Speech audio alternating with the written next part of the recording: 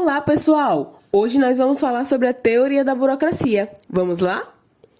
A partir da década de 1940, as críticas tecidas tanto à teoria clássica, pelo seu caráter mecanicista, como à escola de relações humanas, pela sua proposta ingênua, foram capazes de revelar que havia uma lacuna na base teórica da ciência da administração, que fomentasse uma perspectiva abrangente e sólida do processo organizativo.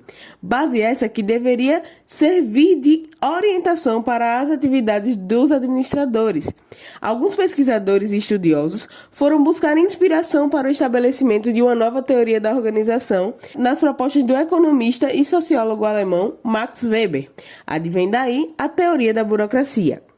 A burocracia pode ser considerada como uma forma de organização humana baseada na racionalidade, ou seja, na adequação dos meios aos objetivos pretendidos, tendo em vista garantir o maior grau de eficiência possível no alcance desses objetivos. O conceito de burocracia para Weber é o da organização eficiente por excelência e, para que essa excelência seja atingida, a burocracia busca detalhar de maneira antecipada, planejada e em todos os aspectos como as coisas devem ser realizadas. Os objetivos são a eficiência da organização. Uma organização é racional se os meios mais eficientes são escolhidos para a implementação das metas.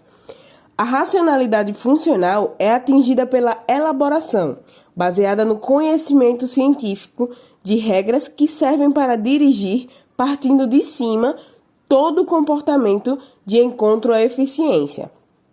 Weber usa o termo burocratização em um sentido mais amplo, referindo-se também às formas de agir e de pensar, que exigem não somente no contexto organizacional, mas que permeiam toda a vida social. A racionalidade burocrática é um conceito muito ligado à burocracia de Weber e implica na adequação dos meios aos fins. No contexto burocrático, isto significa eficiência. Principais características da burocracia.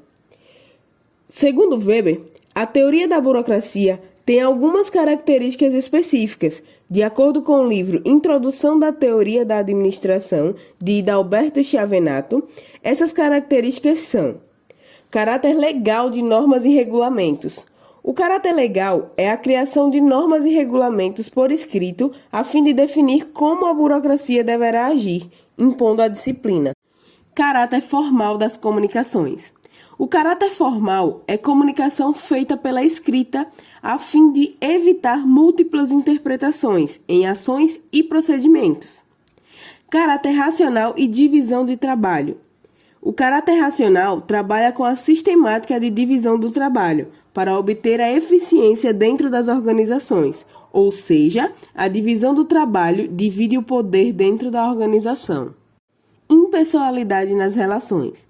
A impessoalidade nas relações não distingue as pessoas, mas sim cargos e funções que as mesmas exercem na organização. Hierarquia de autoridade. A hierarquia informa que cada cargo que possui um grau inferior na organização não deve ficar sem supervisão. A hierarquia de autoridade também define as chefias e os cargos das autoridades. Rotina e procedimentos padronizados. Regras e procedimentos impõem o poder de regular a conduta do funcionário dentro da organização. Os procedimentos e regras podem mudar de acordo com o cargo que o colaborador ocupa, para obter disciplina. Competência técnica e meritocracia. Competência e o mérito são responsáveis direto pela admissão, classificação e mudança de função dentro da organização. Especialização da administração. O membro do corpo de administração nem sempre é proprietário da organização, mas sim um colaborador especializado na função de administrador da organização. Profissionalização dos participantes.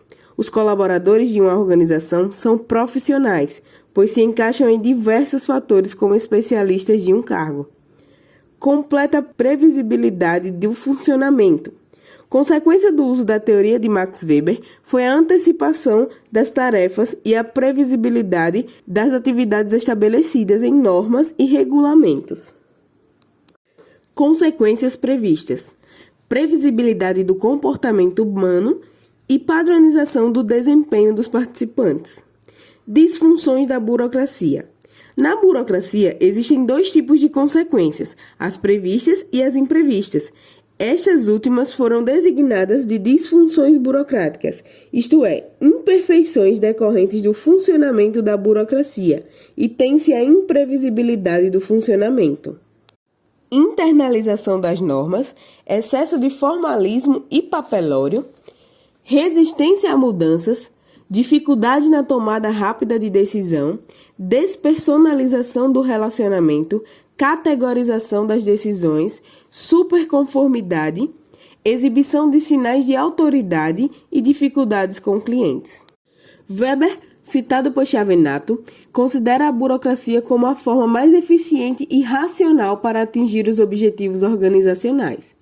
Perrow defende a burocracia como um fator importante para a eficiência da estrutura da organização. Segundo ele, as disfunções da burocracia são apenas consequências do fracasso de uma burocracia mal adequada. Apreciação crítica da teoria da burocracia.